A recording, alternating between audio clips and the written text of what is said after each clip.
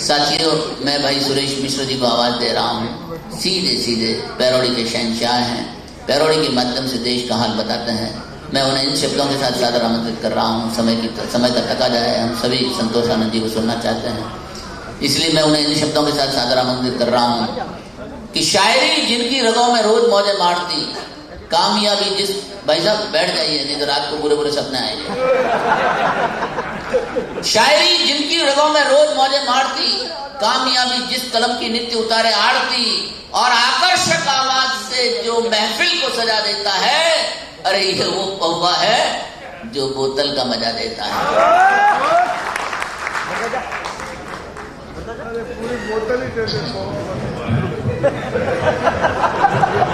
बाबूजी, आपको देखकर एक बात याद आ गई। किसी भी पुरुष के सिर पर हाथ घुमाने का अधिकार दो ही महिलाओं को होता है। एक होती है उसकी माँ, दूसरी होती है उसकी पत्नी। जब माँ सिर पर हाथ घुमाती है तो बाल बढ़ते हैं,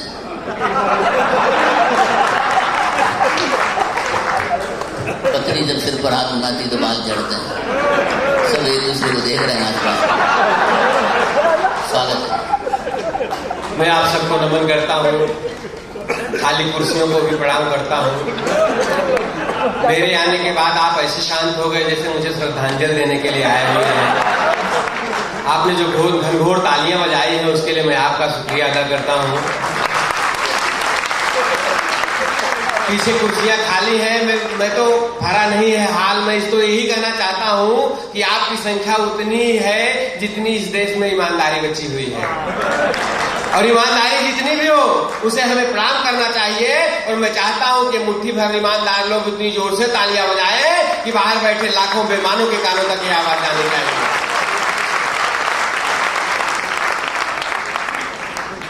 कमल खेतान जी हमारे समारोह के अध्यक्ष हैं, हमारे बीच में बैठे हुए हैं। हम इनका स्वागत करते हैं, इनका सम्मान करते हैं। इनके सम्मान में 2 पंक्तियां कहना चाहूंगा, इसके बाद में अपना काव्य पाठ शुरू करूंगा।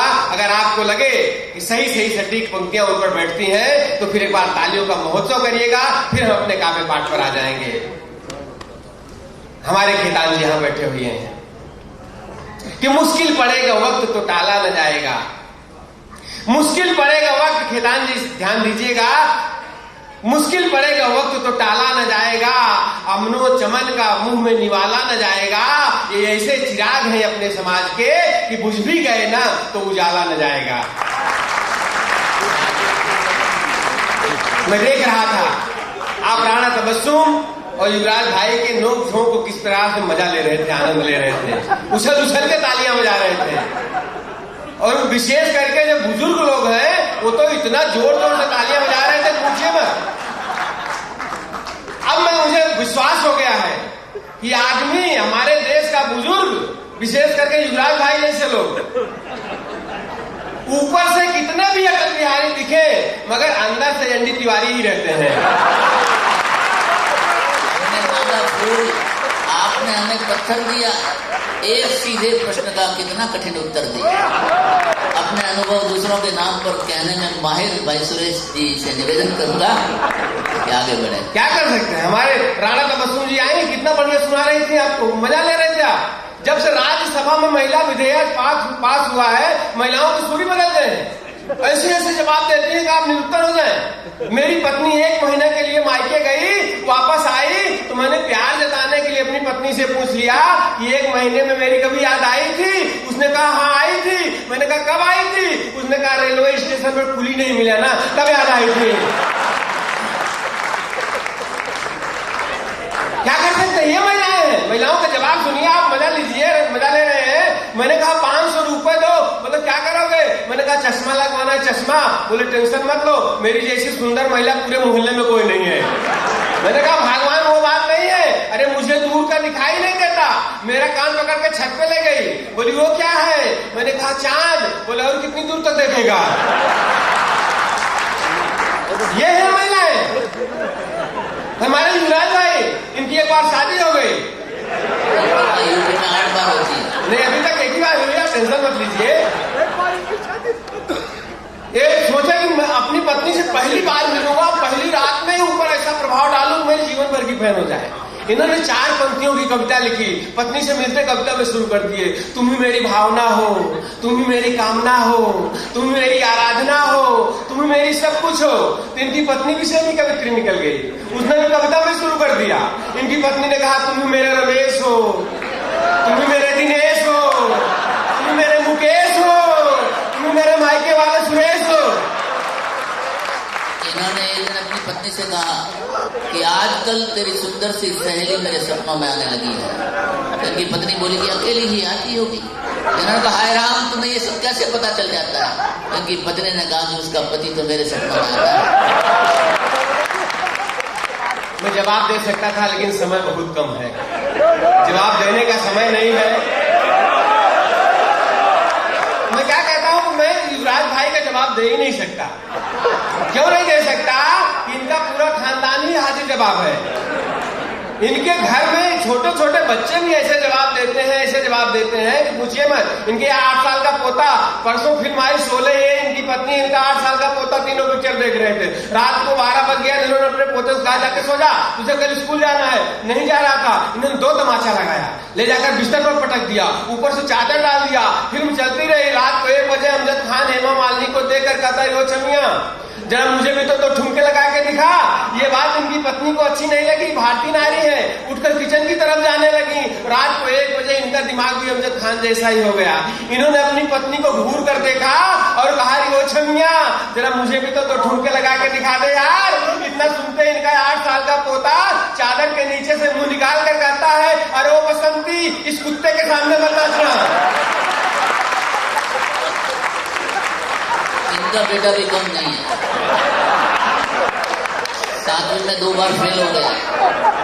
7वीं में जब 2 बार फेल हो गया तो तीसरी बार रिजल्ट लेने गया तो इन्होंने कहा कि देख बेटा, आज फिर रिजल्ट लेने जा रहा है, मेरा आशीर्वाद तेरे साथ है। अगर आज भी फेल होकर आ गया तो मुझे घर आकर डैडी मत कहना, मुझे पिताजी भी मत कहना, फादर भी मत कहना, पापा भी मत कहना, समझा? और बेटा रिजल्ट लेने चला गया। जब वापस आया तो इन्होंने कहा बेटा क्या रिजल्ट रहा? तो इनके बेटे ने कहा छोड़ सुरेश, फालतू की बात यार, तू काम की बात कर। शराब बनी तो मैं खाने बने और हुस्न बना तो दीवाने बने। शराब बनी तो मैं खाने बने, हुस्न बना तो दीवाने बने। युवराज भाई आपने कुछ तो ऐसी बात रही होगी, वरना यूं ही तो नहीं पागल खाने बने। सावन में एक तुम हो जिसे प्यार भी याद नहीं, एक हम हैं और जिसे कुछ याद नहीं। जिंदगी और मौत के सिर्फ 2 ही तो तराने हैं, एक तुम्हें याद नहीं और एक हमें याद। सावन में जैसे हरियाली होनी चाहिए और जवानी में मद भरी प्याली होनी चाहिए।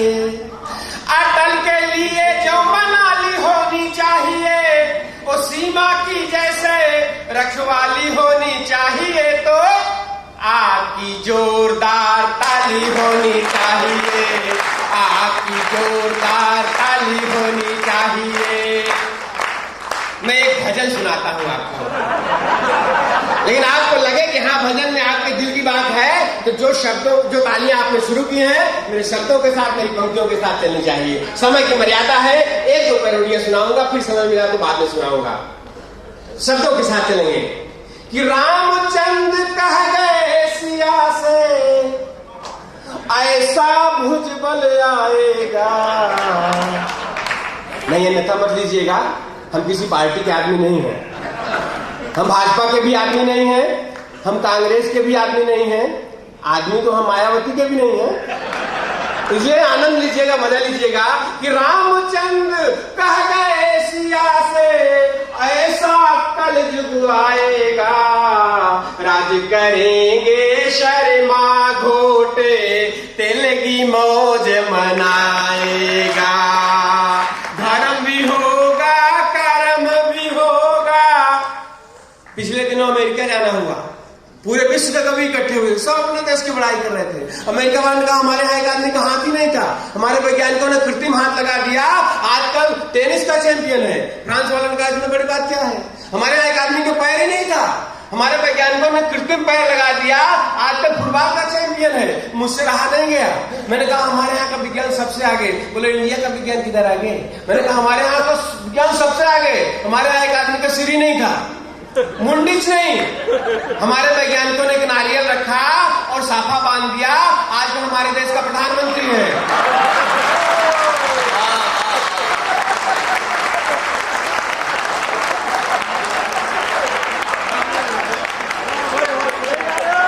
अरे पिछले दिनों दिल्ली गया था, पिछले दिनों मैं दिल्ली गया था, मनमोहन सिंह जी से मिला। मनमोहन जी से मैंने पूछ लिया कि आज इतने घोटाले आपकी सरकार में हो रहे हैं, कुछ बोलते क्यों नहीं? उन्होंने कहा मैं अपने माता पिता के कारण नहीं बोल रहा हूँ। मैंने कहा माता पिता के कारण क्या बोलते हैं माता पिता? मनमोहन जी ने कहा माता पिता हमारे कहते हैं कि खाते पीते समय बोलना नहीं चाहिए। तो धर्म भी होगा, कर्म भी होगा, लेकिन शर्म नहीं होगी, नहीं होगी। और बम कितना फोड़वाए मुशर्रफ, दिल्ली गरम नहीं होगी, नहीं होगी। तो तालियां तो अगली पंक्तियों पर हाथ उठा के होनी चाहिए कि बम कितना फोड़वाए मुशर्रफ, दिल्ली गरम नहीं होगी, नहीं होगी। और इटली वाली के आगे, इटली वाली के आगे सरदार भी पूछ हिलाएगा। राज करेंगे शर्मा घोटे, तेलगी मौज मनाएगा। चोर उचक्कों से भी बढ़कर कलयुग के बाबा होंगे, बाबा होंगे।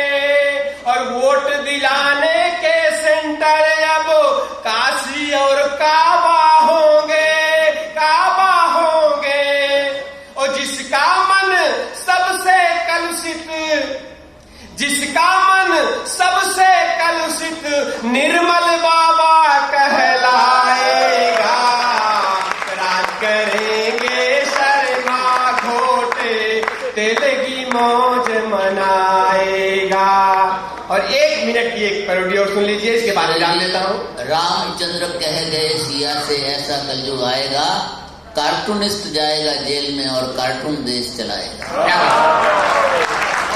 एक नेताजी रिटायर हुए, हालांकि नेताजी रिटायर नहीं होते, लेकिन रिटायर हुए तो उन्होंने विद्यालय खोला।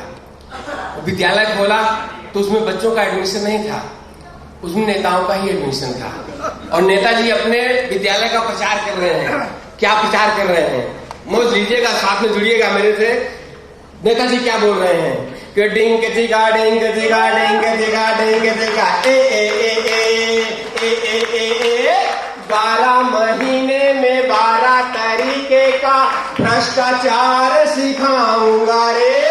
डिंग चिगा डिंग चिगा डिंग चिगा डिंग चिगा ए ए ए ए ए ए ए अन्ना हजारे को, बुढ़े बेचारे को घर पर मैं बैठाऊंगा रे।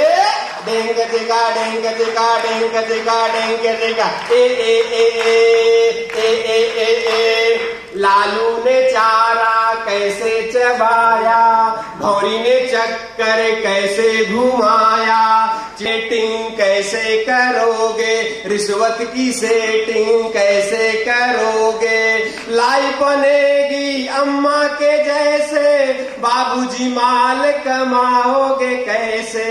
स्विस बैंक में कैसे खाता खुलेगा, राजा का कैसे बाजा बजेगा। डिंग दिगा डिंग दिगा डिंग दिगा डिंग दिगा ए ए ए ए ए ए ए राहुल कुमार का, राहुल कुंवारे का माया कुंवारी से टाका मैं भी आऊंगा रे। डिंग दिगा डिंग दिगा डिंग दिगा डिंग दिगा ए ए ए ए। थैंक यू, धन्यवाद। टाका दिलवाने में माहिर भाई सूरज जी बरोड़े के